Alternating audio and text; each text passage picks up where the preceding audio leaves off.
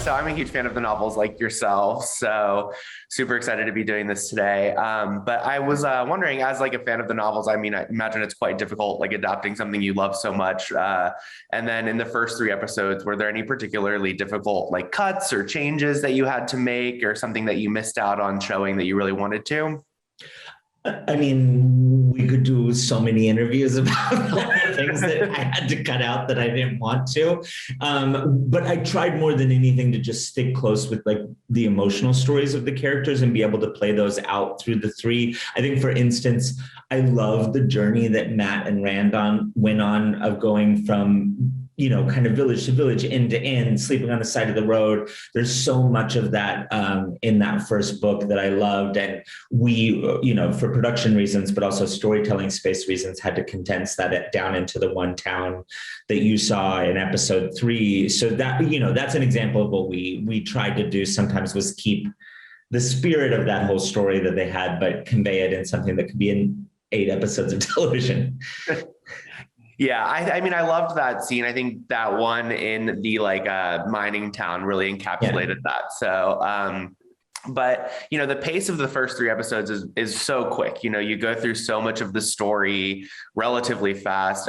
But how do you know when to really slow down and sit with the characters versus picking it up with the action and moving it faster? We have to move at an incredible pace to do 8 episodes a season. Even just adapting one book in 8 episodes is very difficult.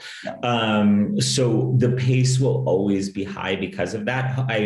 If Amazon's listening, I would love to have 10 episodes to do a season. But, the doing it in 8 episodes means that our pace will always be high, but we have to stop down. And more than anything, I will always try to find the scenes that explain the emotional journeys of the characters, or that make it clear where they're going to be headed later, set up relationships that will be important in later books, so that we don't just have to. The one thing I don't want to do is land in something in season 3, if we're lucky enough to get it, and we didn't set it up properly in season 1. So now these 2 characters are just colliding for no reason. So we've taken special time to try to lay all the threads that we need for future seasons if the series gets to continue. Yeah. Well, I hope it does. I mean, I'm already excited for season 2.